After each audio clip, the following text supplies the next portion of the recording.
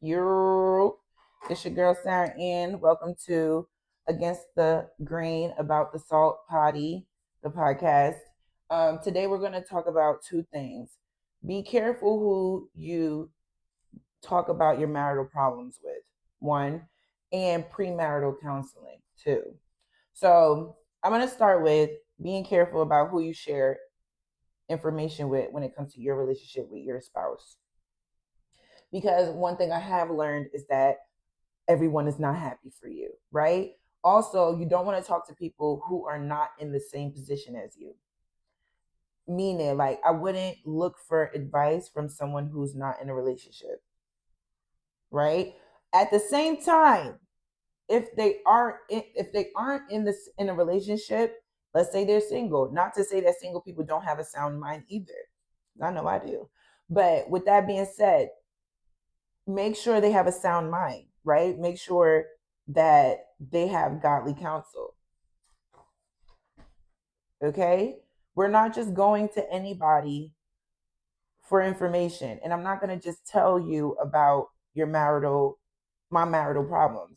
In my own relationships with my friends, I've had people trauma dump on me about their marital problems or their relationships with their significant other. And I would just be like, I wouldn't do this is wrong, blah, blah, blah. And I realized, right, from my point of view, looking into theirs, is that I don't know the whole story. I learned that. I didn't know the whole story. So my homegirl might be telling me what's going on, and I'm like, this ain't right. But homeboy, her man, he also has a story, right? And then there's the truth. And I would only speak from my homegirl's perspective. And what I realized is, I could give her good advice. She wasn't taking it. And I was like, why are you even telling me this if you're not going to take it? That's how I be feeling. Because there's only but so much I'm going to keep listening to.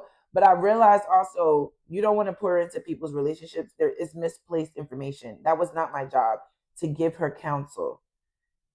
You know what I'm saying? Also, it made me realize how to ask questions when people do decide to tell me something. I always ask now, are you looking for advice or are you just looking to vent? Because then I can tune in my brain into like, okay, I'm giving advice or I'm not. Because for a long time, I'm assuming you're looking for advice, and that's not true. Some people just want to vent. But I realized that if you talk to the wrong people about your husband or your wife, it's not ever good for your relationship or the relationship you have with the person you're telling. Because, like I said, if a lot of people who vent about these things, they don't want change. They want to just vent out loud. Cool. But I don't want to hear it all the time. You know what I'm saying? You need to get you a therapist. And that's where I'm going with this. I feel like if you're in the kingdom and you're married, if you're not in the kingdom and you're married, you need to get a therapist. I think your friends are not equipped to help you in your relationship unless they're therapists. You know what I'm saying? And if you're gonna tell somebody something, be open to the advice that they're giving you at least. Don't mm-mm. Don't be coming over here telling me stuff, thinking that I'm not gonna give you a piece of my mind because you don't rob me of my mind a little bit. So now I'm in it. And I never understood that people will open their relationship to you, but God forbid you want to say something and they're like, you don't know what's going on, you don't know him, you don't know her. The only reason why I know what I'm telling you right now is because you told me. So if you want to have that backup, you want to back them up that bad, keep backing them up, but don't tell me anything. And I think that when you are married and you have a kingdom spouse, you should be on your knees praying, asking the Lord to get that man, to get that woman, get her, because that's what God says. Bring it to me, ladies. Bring your concerns to the Father above, and wait for Him to give you an answer. Same thing, man. And then go get you a therapist in the kingdom. Go to that church because you should be a part of a church. You should have a community that you belong to because that's accountability, right? And be like, we need some therapy. Because talking to any and everybody about your situation, I just don't think it's fruitful. Also, you paint a picture of your spouse that you might not like once you finish that conversation and now y'all in good spaces, now I feel some type of way about your man. Y'all, I be feeling some type of way about my friend's man. I be like, he dusty. Forgive me, Father. I don't like how he treating my friend. Same thing with my male friends. Oh, she acting like that? I don't like it. And so I feel like it's not fair to him or her or me because now I'm creating a grudge, a nasty malice towards someone. And as followers of Christ, we are not supposed to feel ill about anyone. I don't want to feel some type of way because then you're blocking my relationship with God. I can't even bring my concerns to the Father because I got a problem with the man that you told me about or the girl you told me about. You get what I'm saying? Like it just causes a problem. So I feel like, excuse me, when you're married or you're in a relationship, think 100 times before you want to tell somebody about what's going on. Think about who you're telling what's going on and what do you want from them when you tell them what's going on.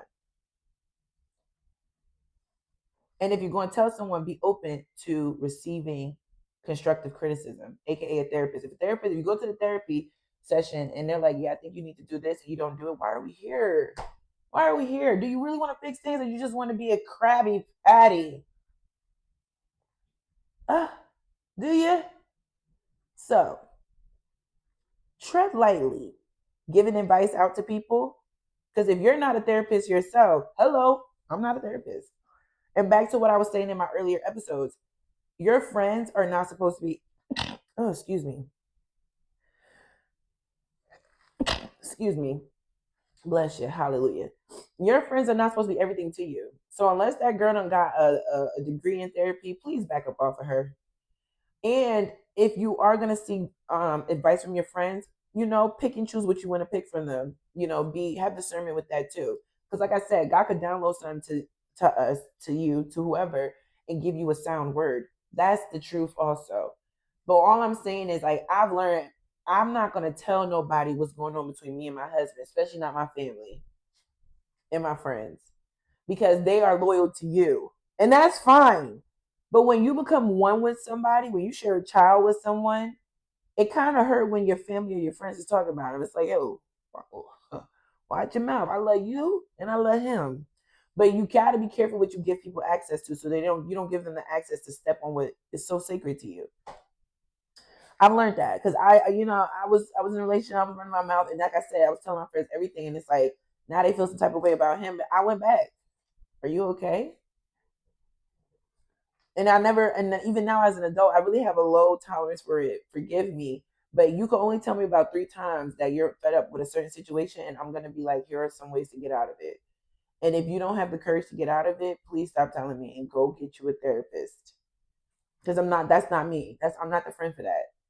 You know what I'm saying? And some of us, we have more patience and long suffering for certain relationships, right? So this is not for everyone. Some people, I might be in the ringer with you because that's just what God gave me the grace to be in there with you. Some situations, it's like one and done, you're out.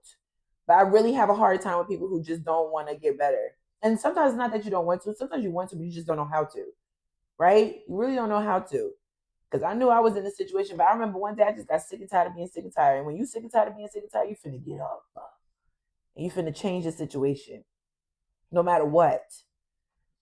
All right. Now, with that being said, we're going to go into the topic of premarital therapy.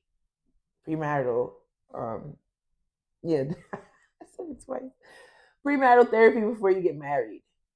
I don't know what y'all traditions are. All I'm saying is I'm going to need premarital counseling before I get married to make sure this is exactly what we want, what God wants, and that's it. I encourage all of you not newlyweds, but people who are fiancés and y'all just getting married, y'all boyfriend and girlfriend, and y'all thinking about getting married, go to premarital counseling. Because when you're a boyfriend and a girlfriend, you could get out of that situation. Ain't no strings attached, and it's just not. It's just not. There's no strings attached. If you have a child, that's your string that's attached. Okay, but you don't have to be with the person you made a baby with if it is not good for you. And that's something you really need to take up with God because you not had a baby with this person. But you do not have a threefold cord. I mean a threefold cord. A threefold cord. Let's get it together, Sarah. You God in that man. You God in that woman. You have a child together. And like I said, when you have sex with someone, it's like you're marrying them. You're consecrating something that's not even on paper. Well, we're not doing that no more. Okay? So back to, if you're looking to get married, you should go to premarital counseling. I feel like if your husband or your spouse, your wife, your soon-to-be wife, your soon-to-be husband doesn't want to go to premarital counseling, I don't know if you should be getting married to them. I really don't. Because why wouldn't we make sure everything is right? Why would we make sure this is what we really want? Because once you get married, you just can't get divorced. You just can't. And I know the world's telling you, yeah, just divorce, and divorce rate is all the way up. It shouldn't be up. It should be at an all-time low because y'all not scared of God. God said you can't get a divorce unless you cheat on the person, or the person, or they die. Then you're a widow. You can remarry after someone either breaks the covenant and cheats on you, or they pass away. That's it. So if you get a divorce and that person didn't pass away, or they didn't cheat on you, you're supposed to work through whatever you're supposed to work through so that you don't get a divorce. But if you get a divorce, you're still technically married to them in God's kingdom. I'm mind my business because I know that's not popular. But it's the truth. That's word. You should go check the Bible for that and fact check me because I'm trying to tell you something. So before I say I do, I want to make sure I do, for real. You know what I'm saying? And yeah, I do believe that you shouldn't be with anyone you don't want to really be with. But when you get married, it's not about you anymore. Yeah, it's about us. Okay. And it's about God. So it's like, I'm going to have to endure a lot of things because I decided to marry you. No one said yes but you. No one said yes but you. Don't blame me for saying yes. If you marry Boo Boo the Fool, it's because you wanted to marry Boo Boo the Fool, and now you have to do life with Boo Boo the Fool. I'm not trying to get in trouble with God because you didn't make the right decision, or I didn't make the right decision. And a lot of people get married to people because of circumstances. Maybe they want to live in a certain place. So let's get married so that we can make ends meet. Not doing it. I'm not doing it. I'd rather suffer alone. That's just my cup. I'm not moving in with no boyfriend, girlfriend because, I want to live in a nice place. Nope. I'll live in a shack. You know what I'm saying? Or let's get married because we had a baby together. I used to think, yeah, that makes sense. Make a wife out of that woman before you make her a mother. But if you made her a mother, marry her and see where things go. Marriage is not to see where things go. It's to know definitely that the person that's in front of you, this is enough for you to be like, I would date this version of you for the rest of my life. Because a lot of people are like, well, I don't know how they're going to be when as we grow, we change. Yes. So when I'm married, when I say I do, I'm saying I do to the version of you that's right now. I'm like, hey, if you never changed, I would be okay with marrying this version of you for the rest of my life. If you can't say that about that person, get away. Leave. That's it. But premarital counseling will help you decipher, get out of your feelings. It will be like, it will show you what you really need to see, because marriage is just not about love. It's about sacrifice. There are tangible things. There are rules here. I love you ain't gonna pay the bills. I love you ain't gonna make me not have an attitude. I love you doesn't make you make good decisions. Your connection to God makes you make good decisions. Having an ear towards heaven helps you make good decisions, not your feelings. They're indicators they're signals. They're telling you something's going on, but they're not for you to make decisions off of. So go get you some premarital counseling. I am. And I always tell people I know that's about to get married, you should go get it. And when I see that they don't, I be minding my business because I was like, I already gave you a word. I'm gonna shut up. I'm not saying nothing else. Because when we run into that wall, it's because we hard headed and we ain't want to listen. I used to be hard headed. I'm a little stubborn, and stubbornness is not good. So I'm asking God to soften my heart because I don't want to run. I'm tired of running into things He already warned me about. Get you some premarital counseling, okay?